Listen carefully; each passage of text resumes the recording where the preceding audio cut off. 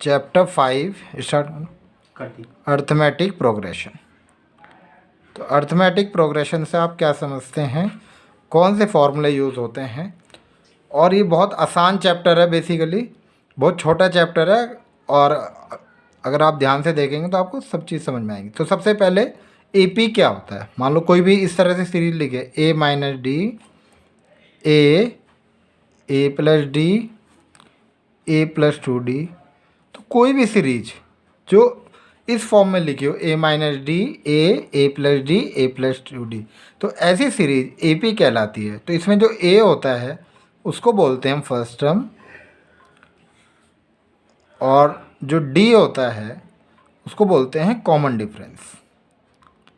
उसको क्या बोलते हैं, कॉमन डिफरेंस। A क्या बताया, फर्स्ट टर्म, और D बताया कॉमन डिफरेंस। जैसे एक सीरीज कंसिडर करेंगे 3, 7, 11, 15, 19।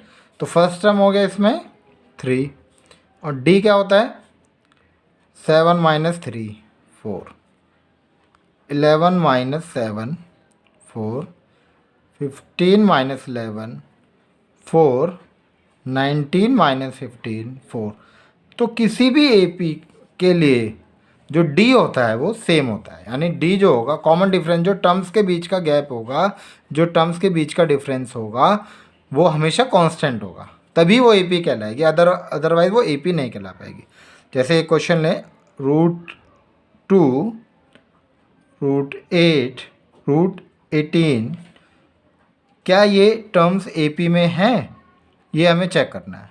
तो चेक कर लेते हैं। सबसे पहले √2, √8 को अगर आप सिंप्लीफाई करना अगर आप जानते हैं तो इसको हम ऐसे लिख सकते हैं। √18 को क्या लिख सकते हैं, 2 × 3 × 3, और √32 को 2 × 2 × 2 × 2 × 2, 5 टाइम्स 2। तो ये √2 हो गया। यहाँ पे आप जानते होंगे अगर पेयर में 2 आ गया तो ये बाहर आ गया, तो that become 2√2। This is 3√2। Pair में 3 आ गया तो बाहर आ गया, रूट हट गया उसका, ये √2। यहाँ पे एक पेयर है, एक पेयर है, तो 2 × 2 4 आ गया पेयर में। तो अब देखिए फर्स्ट टर्म तो आपको पता है √2 है।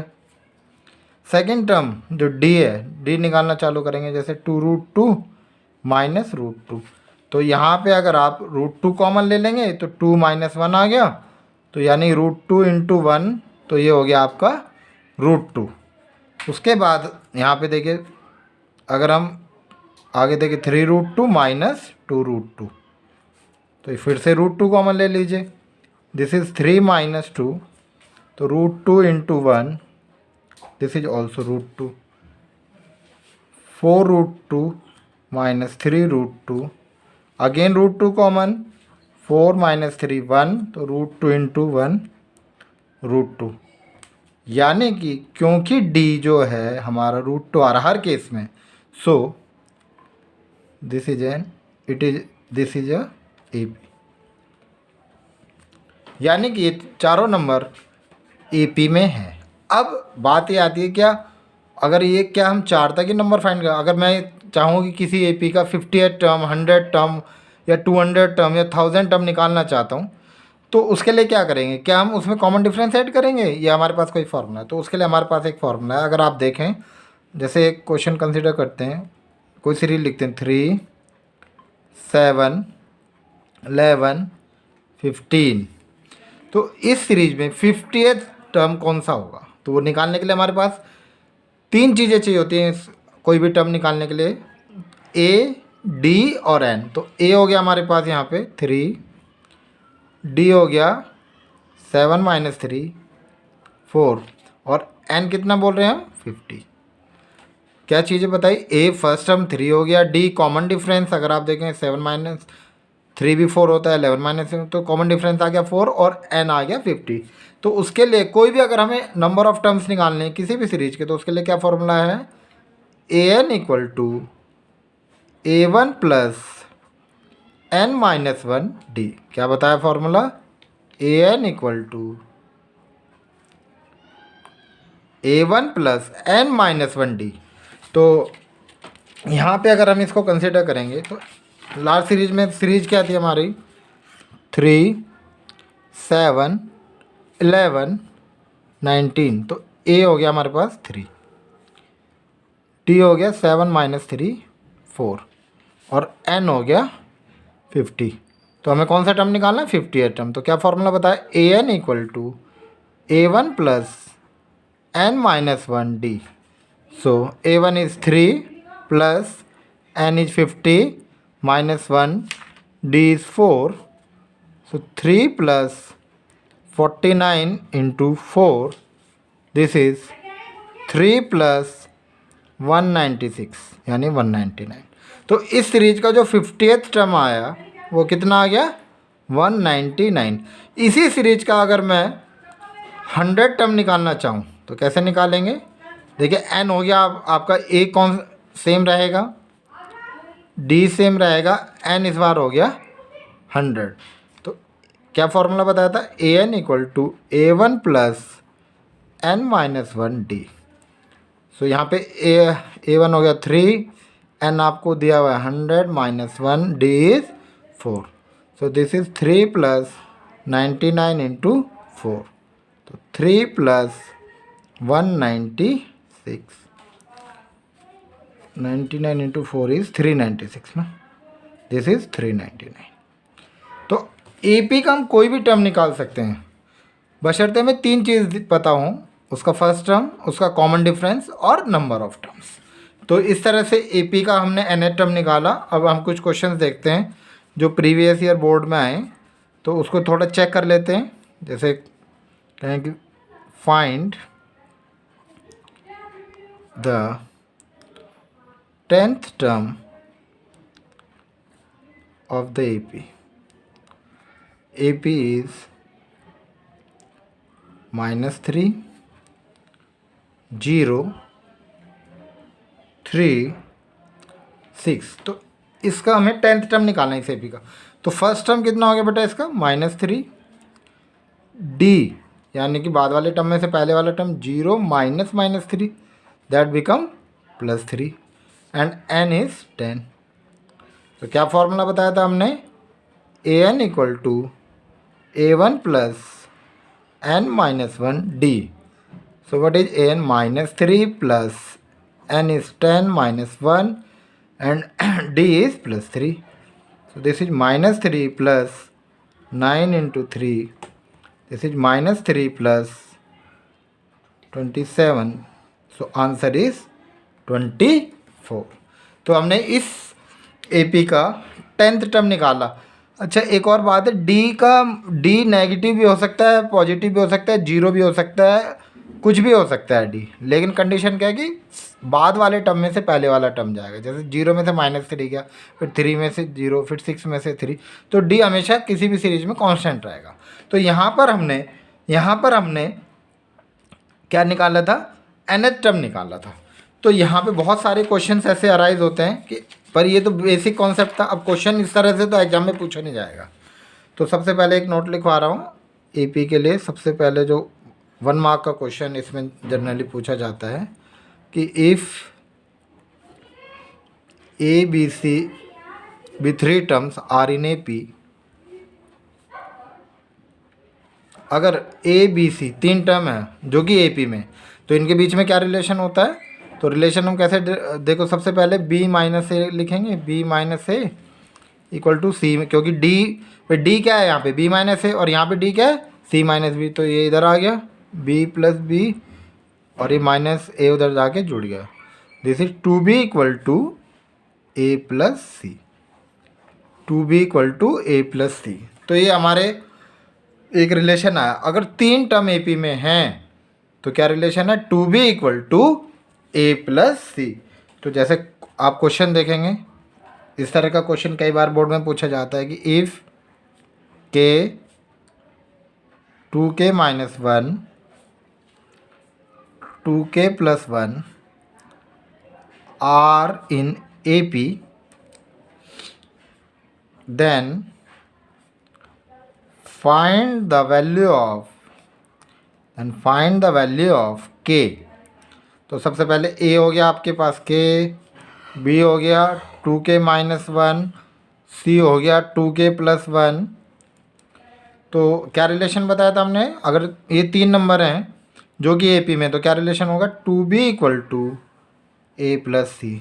इसी 2b की क्या वैल्यू है 2k-1, a की क्या वैल्यू है k, और c की क्या वैल्यू है 2k+1।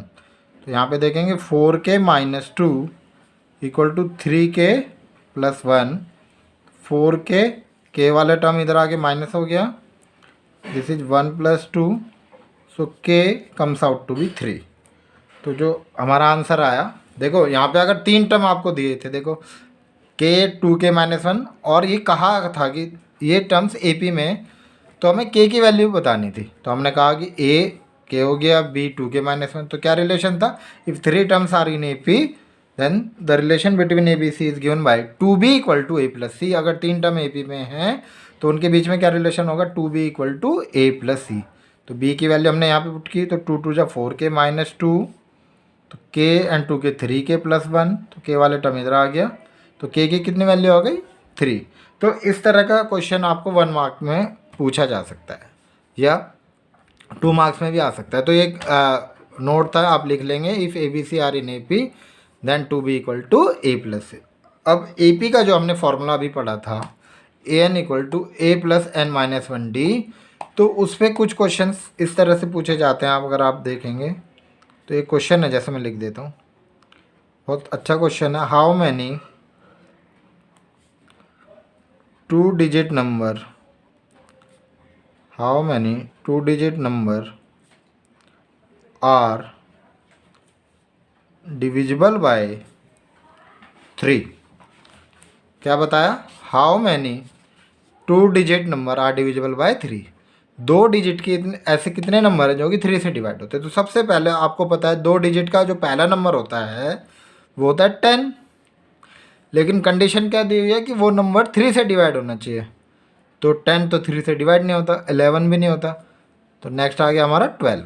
तो यानी कि जो हमारा फर्स्ट टर्म बनेगा, तो A आ गया हमारा 12, और D 12 के बाद क्या आएगा, क्योंकि 3 से डिवाइड होता है तो फिर 15।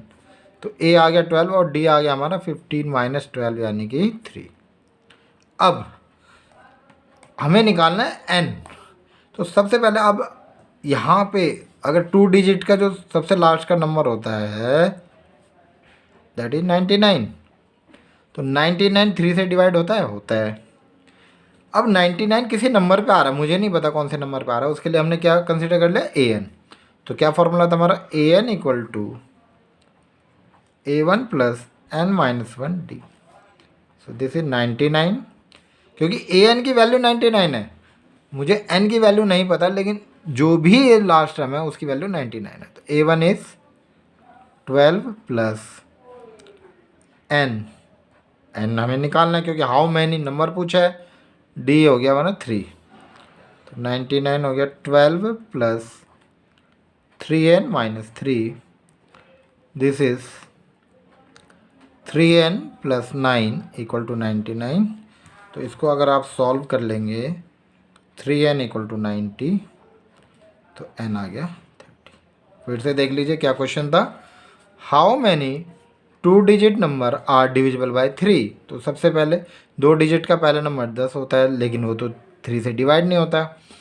फिर 2 डिजिट का अगला नंबर 11 है, वो भी नहीं होता है। तो नेक्स्ट नंबर है 12 जो कि 3 से डिवाइड होता है।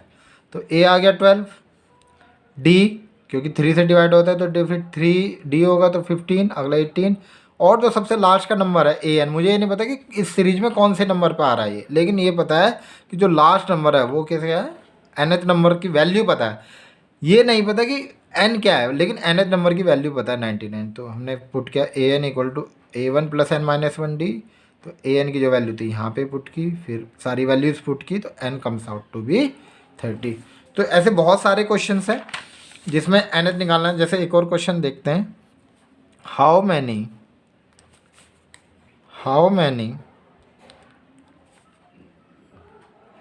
Multiples of 4 lies between 10 and 250। सबसे पहले तो देखना है कि भाई हमें 10 और 250 के बीच में नंबर देखना है जो कि 4 से डिवाइड हो। तो सबसे पहला नंबर 10 के बाद जो कि 4 से डिवाइड होगा, 10 तो होता नहीं, 11 भी नहीं होता, पहला नंबर हो गया 12। तो जिस नंबर से डिवाइड करना होता है वही डी कंसिडर करा जाता है, डी हो गया 4। और ए एन 250 लें तो, लेकिन 250 तो 4 से डिवाइड नहीं होता, 249 भी नहीं होता, क्या होता है 248। फिर से देख लीजिए, सबसे पहला नंबर जो कि 10 और 250 के बीच में जो 4 से डिवाइड होता है वो हो गया 12, डी हो गया 4 और ए एन हो गया 250। तो लेकिन 254 से डिवाइड नहीं होता, तो क्या लेंगे ए एन 248। अब क्या फॉर्मूला बताया था, A N equal to A1 plus n minus 1 D. So this is 248, what is A1 12 plus n हमें नहीं पता, वही फाइंड करना है, डी कितना हो गया 4। तो 248 12 plus 4n minus 4, 12 minus 4 8 plus 4n equal to 248। तो 248 minus 8 equal to 4n, this is 240 equal to 4n। So 240 upon 4 equal to n, तो n comes out to be 60। फिर से देख लीजिए क्या निकालना था, how many multiple of 4 lies between 10 and 250। तो सबसे पहले मल्टीपल ऑफ 4 होना चाहिए, तो 10 तो नहीं है, तो पहला नंबर हो गया 12। अब जितना मल्टीपल या डिवाइड होगा उतना ही कॉमन डिफरेंस होता है। और यहाँ पे 250 लास्ट हम लें तो, लेकिन 254 से डिवाइड नहीं होता, तो 248 ले लिया। तो फिर से फॉर्मूला लिखा, A N equal to A1 plus n minus 1 D. तो 248 हमने वैल्यू रखा, फिर से इसको सॉल्व करके n आ गया 60। एक तो ये टाइप हो गया। यहाँ पे इस तरह के चाहे 3 हो 4 हो 7 हो, इस तरह से क्वेश्चन पूछे जाते हैं अक्सर। 2 नंबर में क्वेश्चन आता है कि how many multiple of 4 lies between, how many multiple of 7 lies between, या how many 3 digit number are divisible by 7। तो इस तरह के क्वेश्चन से पूछे जाते हैं।